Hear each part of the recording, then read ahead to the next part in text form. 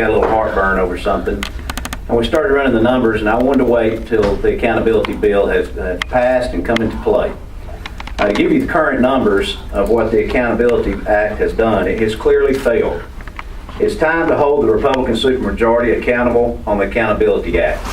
There are only 51 children in the state of Alabama that has taken advantage of the accountability bill.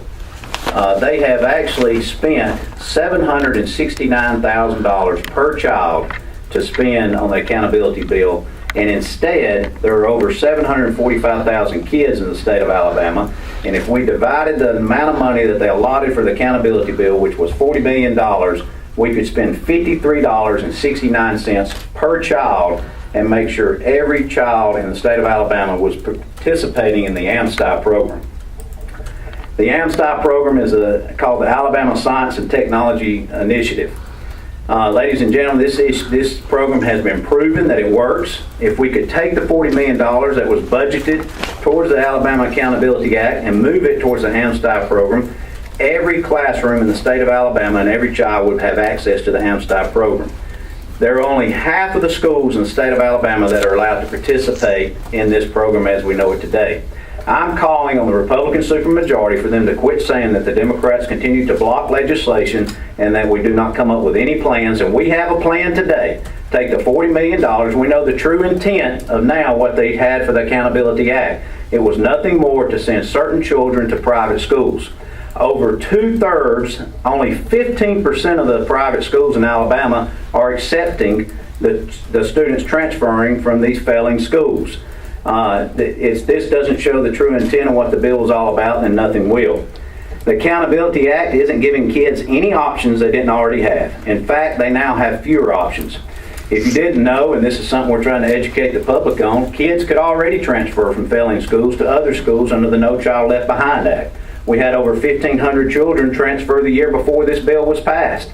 This year, they're claiming there's only 700 children that have transferred to non-failing schools, from failing schools.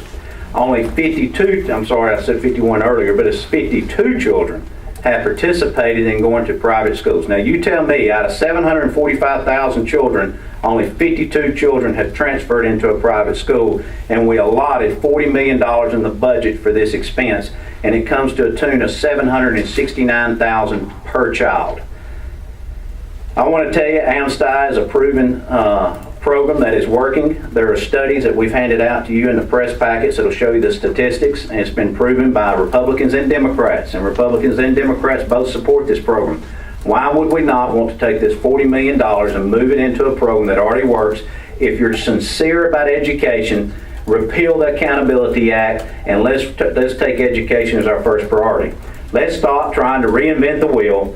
We know what works. It's time to stop gambling on the Accountability Act and invest our money in the programs that we know improve education. And I'll take questions. What about those who would say you're not giving it a fair shot? You're not giving it enough time to settle in? Well, I think if you're spending $769,000 per child, I would tell them, then I think we've given it a fair shot, and Alabama can't afford to spend that type of money if we're not going to continue to prioritize our education. We have a system that works right now called AMSTI. Why would you not put the money towards the program that already works? And not only that, only half of our schools are able to participate in this program, and it's one of the best programs proven not only in Alabama but nationally. And it would only cost on a tune of $53 and some odd cents per child compared to $769,000 per child. Representative Ford, are you recommending to expand the AMSTI program to shift those funds away from it to make it more universal? All you have to do is do one thing: repeal this act, and in the same piece of legislation, put these monies into the AMSTI program, and it's done. Your party campaigned hard for a larger pay raise for teachers last year. $40 million would cover an extra 1% pay raise. Why not give the teachers an extra? We're coming with our lottery bill again. We've actually had more Republicans come to us on the statewide lottery bill. We were confused about the pay raise. We came with a 5%. We thought we had negotiated in good faith. They came with a 2% pay raise, and then they sent it to the Senate. And our senators, including my own Senator Phil Williams from Etowah County, he voted to move it to 1%. Now you tell me how that makes sense to give our teachers a 1% pay raise, and that doesn't even include retirees It doesn't include support staff, and most of all, it doesn't include state employees. How can you give one segment of our population that works in public sector a pay raise of 2% when we took 2.5% from them from 2 years ago? So now they're negative 5%, we're giving them 2%. Now, I'm not a scholar or mathematician, but I can tell you this, I'm still in the whole 3% if I'm an educator. So we're just as aggravated about that also, and we're going to have another press conference on that in the near future. But, you know, if you take $2 from me and give me $1, I'm still in the hole $1. So, you know, their philosophy of governing is slash and burn. Just cut, increase classroom sizes, let attrition take place, increase the classroom sizes, and don't replace these educators. One educator in Etowah County has 26 children. She's at Oscar Adams Elementary School, and she has 26 children in her classroom. Now you tell me, is that child getting a fair shot at having been educated? And then they want to define these schools as failing schools. So, you know, that's a whole nother ball of wax, but I can tell you we're just as upset about that also. But the $40 million in this Accountability Act would be taken and being given directly to the AMSTI program, and only half the schools are able to participate in it, and it'll give them 100% of participation in the state of Alabama. And it's a proven program that works. So for the rest of this year, what's supposed to happen to that $40 million as it stands now? Well, unfortunately, it's going to stay in place until the next fiscal year and until the next legislative session convenes. And then when it convenes, we're going to sponsor this piece of legislation, and hopefully they'll work in a bipartisan way. I think they realize this is the piece of legislation that's actually going to cost them the supermajority in the House and the Senate. So therefore, we're going to take this legislation, we're going to try to repeal it, and I think they've gone back home after they voted on this piece of legislation, and they've caught repercussion from their education field and in their local communities. Everybody loves your local public schools, and they have just gone against public education. They have abandoned public education today as we know it. Have you talked to Dr. Weiss about this proposal? No, I have not. He was actually out of town, and I'm going to meet with him next week. So I feel very confident that he'll be in favor of this proposal. Speaking of Dr. Weiss, I'm sorry, Max. Oh, no, go ahead. In talking to him, he said that it might take a year or two before we kind of get the real idea of the numbers that will participate in the Accountability Act. Are you not confident that this is going to Absolutely not. I think Dr. Weiss, with the education level that he has, can figure out that if we spend $769,000 per child, that this piece of legislation has failed. If you asked him if he'd rather take this amount of money and put it toward the AMSTI program, I bet he would give you 110% resounding yes. Yes, ma'am. Obviously, the state isn't spending $769,000 per student. I mean, that money is set aside and sitting somewhere. What would happen to it? That's what we want to do. We want to take the money that's not used and put it towards the AMSTI program. Representative Ford, you're talking specifically about the children who have transferred to go to private schools. What about the kids who've left to go to better public schools that are not considered failing? They could do that anyway. They could always do that under the Nickel B Act, under No Child Left Behind. Like I said earlier, there was over 1,400 some odd students that transferred 2 years ago before this act was in place.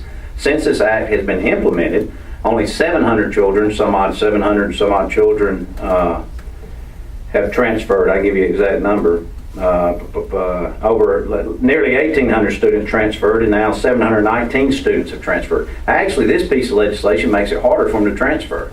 So therefore, that was already in play. This piece of legislation, they claim that this was part of the reason why it was, had nothing to do with this. It had to take in your tax-paying dollars, sending it to private schools.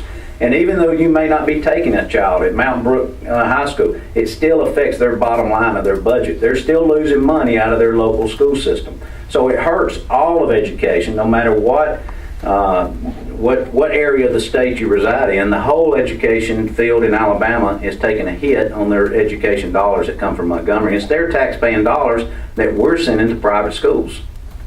Yes, ma'am. I'm sorry, I haven't seen the press packet yet, but so what your bill would do would repeal the act altogether and then set aside $40 million moving forward for AMSTI? It would take the monies that they have set aside and put it directly into the AMSTI program. They set aside $40 million. They're not using $40 million. It's still in the budget. It's line item. So we take the money that's left and we put it directly towards the AMSTI program. Is that a bill you'll be proposing? Absolutely, yes, sir. Legislative session? Okay. Yeah. Any more questions? Is this a proposal to repeal the Accountability Act, but then possibly grandfather in the people who are already I wonder what's going to happen to the people who are already getting the tax credit. Well, I can promise you this, they're going to continue to, the Republicans are going to continue to stand up and fight for private schools. They're going to continue to fight for taking people's taxpaying dollars and sending it to private schools. We're going to continue to fight for public education. They're going to continue to fight to abandon public education. That's not what we're founded on, and that's not what the Democratic Caucus stands for. So, you know, I'm sure that, hey, look, they have a Republican supermajority, but I think it's an election year, and I think they realize that some of this this legislation is going to cost them a lot of their elections. So I think they're willing to listen right now, especially right before a June primary. Okay?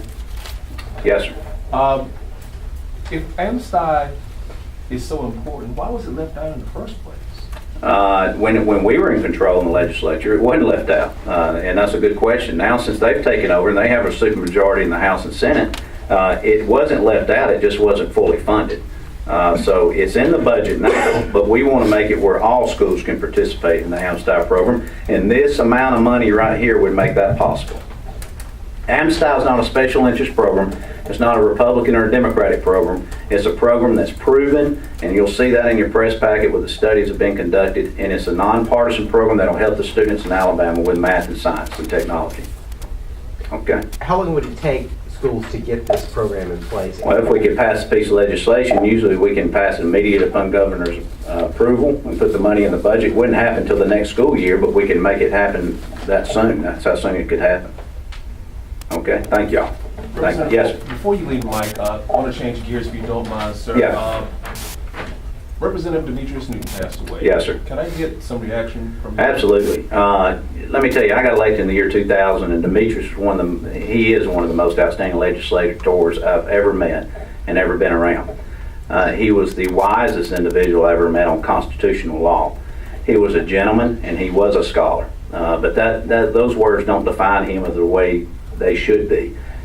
He was a prince of a man. He was always treated others the way they wanted to be treated, whether you're Republican or Democrat, and he was one of the best speakers in the chair that I ever served under. He was the first African American speaker to serve in the chair and the first one to ever get elected to Speaker Pro Tem. Demetrius was a true friend. It's a great loss not only to the district but to the state of Alabama. Okay, thank y'all.